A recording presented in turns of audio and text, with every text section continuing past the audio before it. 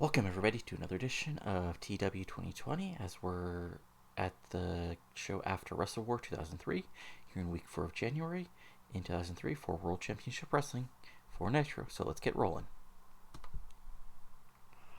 We start the show with our pre-show six-man where we have Jamie Noble, Yang, and Scott Taylor defeating Evan Courageous, Elix Skipper, and Chavo Jr.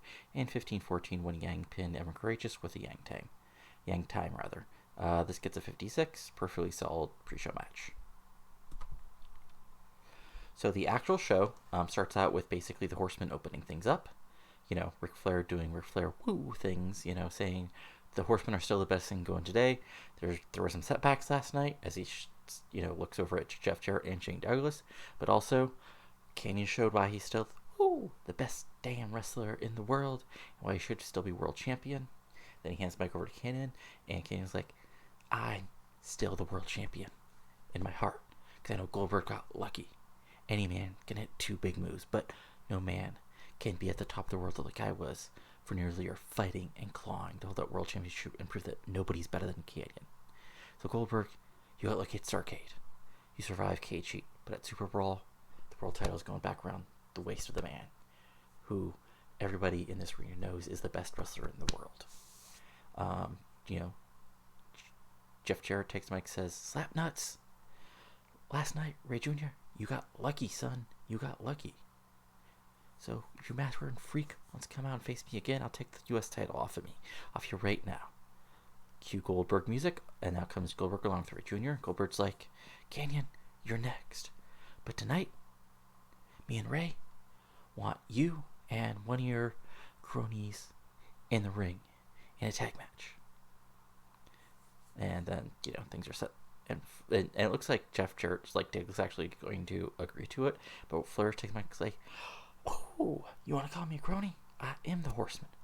I'm the nature boy. I'm a jet flying, kiss stealing, wheeling dealing son of a gun. You think I'm going step down against a big brute and some mask wearing punk? You got another thing coming. And there we go. That gets a 94 because everybody's really good. But wow, we actually need better announcing because this got a 94. Wow. Okay, here we go. And in our opening match, we had Paul London defeat Jamie Noble, Kid Romeo, and Shannon Moore in 7:24 when Paul London pinned Shannon Moore with a London calling. London got a 55, which means he's actually real good, even though he's not even officially on the roster yet.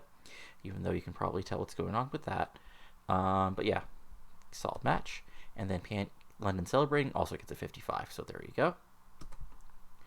Then we have basically a backstage confrontation where Celine Cartier is talking to some random person in the catering area when Lexi James walks by and says something like, bitch, or basically there's some sort of confrontation words maybe Cartier points out that James finally got her world women's title shot and she blew it, and James is like, well, at least I was on the pay-per-view, where were you? And there's pushing and shoving, and then people get in between them, and there's yelling and screaming and everything else. So this gets a 46 as we continue on. And then we have a backstage segment where Amber Hunter is on Billy Kidman's arm, and he's like, well. It looks like Rob, you got fooled again. Maybe you should be doing a little bit relaxing backstage and actually focus on what could happen. Because you gotta understand, I'm the man around here. Every woman wants to be with me. Misty, she's old news. Now I got a red-haired raven on my shoulder, and there's nothing you can do to stop me. So, do your little chance, do your little point to yourself, but just remember, I'm the better man, Van Dam, and I'm the one rising to the top of World Championship Wrestling this year, not you. 79, because Kidman is actually developing into a solid heel. Then we have a match where we have Lance Storm defeating Dustin Rhodes in a match that had decent wrestling but not much heat, where Lance Storm defeated Dustin Rhodes in 8:41 by pinfall with a handful of types. Roll up, small package, roll them up, gets the big win.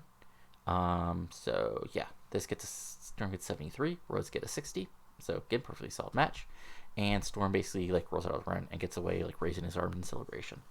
Perfectly good, quick 2-minute angle. So that gets a 62. Then we're backstage promo where Jeremy Borash is with Booker and DDP. Basically Boris puts over that, DDP, saved Savage last night from being totally ended by, the Deadpool, and now he's, Booker T's beside him, and then Booker T's like, well, you don't understand, Barash.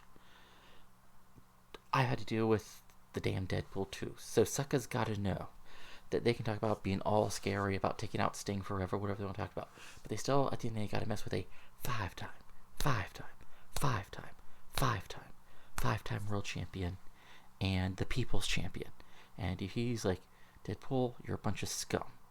And scum, at the end of the day, feel the bang. Okay, 86, really solid promo, Booker and TDP. Basically, top babyfaces going against our... here's the thing, Deadpool and Horsemen are both my top heel group, which is a weird thing. It's like a matter of who gets, or is basically going to have the world title at that exact moment in time. And then we have a wacky little promo where, we're at quote unquote the Hart House, and we have seen Natty Neidhart talking to an unnamed family member, basically off screen for a moment, where she's like, "Do I have to?" Okay, then she turns around, and then we see Teddy Hart, basically looking at like Teddy Hart in 2003, and like she says, "Teddy, WCW wants you on the roster," and he's like, he celebrates like Teddy Hart would do, but he says, only if I'm around to be your babysitter, because they know better, they know what kind of trouble you'll get into if you're left without supervision. And Teddy's like, no, just, cousin, leave me alone, let me do what Teddy Hart does best. Causes some chaos and action. And he's like, that's exactly why they don't want you around, why they need you around. And Teddy's just like, no, just stay in my way, let me do what Teddy does best, and you can, wrestle or something. I don't know. You're good at wrestling, I guess. And he's like, sort of shakes your head, and is like, this is gonna be a mess. Gets to 29 because nobody knows who these people are yet. Then we're backstage where Gail Kim's like, last night I proved that Beth Phoenix was a flash in the pan, who's only got her way she wants because she's blonde and exactly what World Championship Wrestling, the people in the WCW office want. Now I have to face another blonde bimbo to take what should rightfully mine the WCW World Women's title. So, at Super Brawl, I've been named the #1 contender, and at Super Brawl, Fox, I'm going to take that belt right off your waist whether you want me to or not. 63, pretty solid promo building up that Women's World title match. Then we have a really good tag match as far as sort of our hour one main event. By the way, we've got 9,000 people in Iowa. And so in a superb match, Booker and DDP drew with Vampiro and Macias in 11:38 following a double countout. So this match was exactly what you would think it would be. Just a wild, all-out brawl. Just everything going insane. And then we have a brawl. And basically as it settles down, officials come out and there's a stare down. DDP takes the mic and says like, Macias, you think just because you beat Savage last week, well, you're still scum. And you're still going to feel the bang, so face me if you want. And Vampiro looks over at Macias, who simply nods grimly, and there we go, 86. Then we have a backstage promo where Jeremy Borash is with Scott Steiner, which this gets an 89 also, which means we're kind of on a roll. And Steiner's like, this is all a conspiracy against the man who should be world champion, then with the largest arms in the world.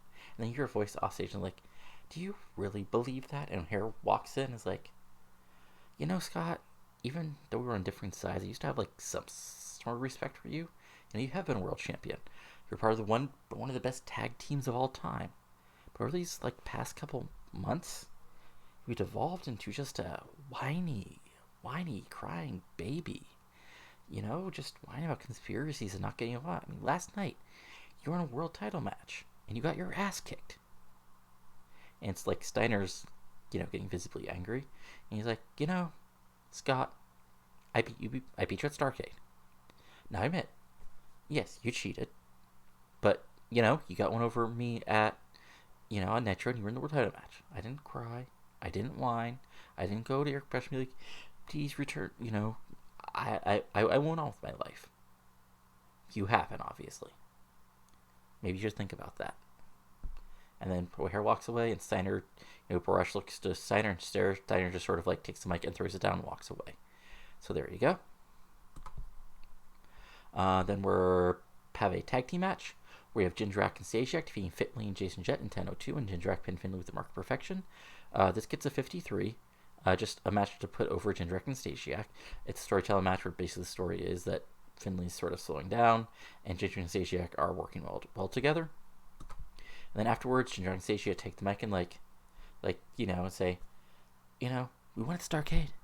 We won the last couple of weeks, and we just beat again. I think we deserve a world title shot, no matter what you idiot fans think, because we're the best looking tag team in professional wrestling. We got the hottest woman in professional wrestling on our arm, and we can take out the two geeks that have the world tag titles like that. 66, and there you go. Then we have another quick backstage promo where Dustin Rhodes and Conan are backstage, and they basically challenge Lance Storm to bring a partner for a tag match next week. I wonder who Lance Storm could find as a partner. Anyway, this gets 63, perfectly solid promo. And then in the main event, and a match that gets a freaking 95, because Jesus Christ, these guys are over. Bill Goldberg and Rey Mysterio Jr. defeat Canyon and Ric Flair in 1802 when Bill Goldberg pinned Ric Flair with the jackhammer. Ignore the fact that it says a spear with the jackhammer. So again, this devolves into just a pure 6 brawl. Mysterio hits a huge plancha or dive or whatever way he wants to wreck his knee on Kenny on the outside. Flair's stumbling, Flair flops, and then he walks, boom, kick, wham, spear, jackhammer, gets the pinfall victory before anybody can run in. Babyfaces get outside of the ring, and they celebrate together to end the show. Because sometimes you just need the babyfaces to look like strong babyfaces to end the show. It doesn't always have to be a show-ending brawl. Anyway, this gets an 82. And as we look at things, this gets a 91. Now, I'm sure Raw will still be a quote-unquote get a better rating, because they can put random 99s, out of the, out of their,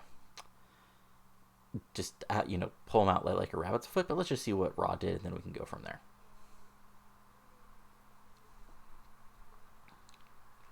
Survey says, yep, I know, AI hiring.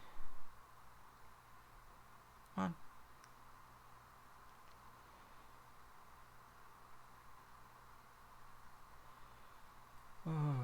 This always takes us a couple seconds longer than I think it should.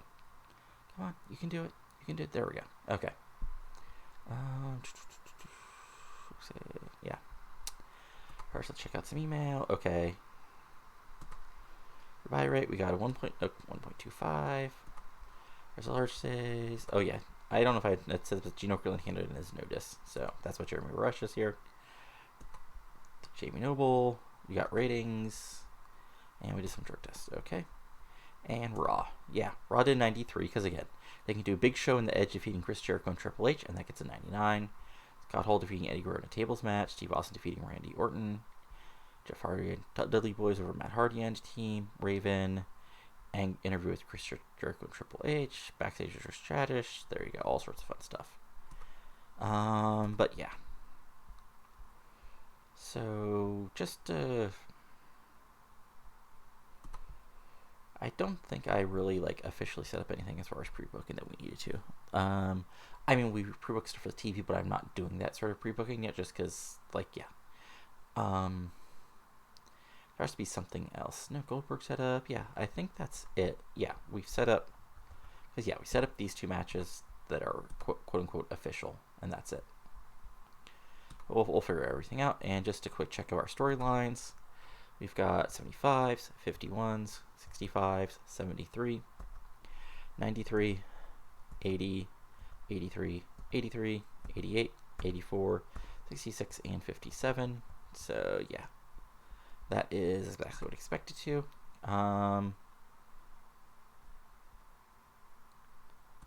Merchandise. Yeah, Bill Goldberg's still our top seller. Booker T's number 2, though, which is interesting. Yeah, because your two... Yeah, these are both hugely important, and they're both, pretty hot. And I think that's actually it. So again, if you're, if you need to be interested, go ahead and give it a like. Comment below what you're enjoying or other ideas that you have. And if you want more TW 2020 content, go ahead and click on that subscribe button, and you'll see more. See you later, and adios.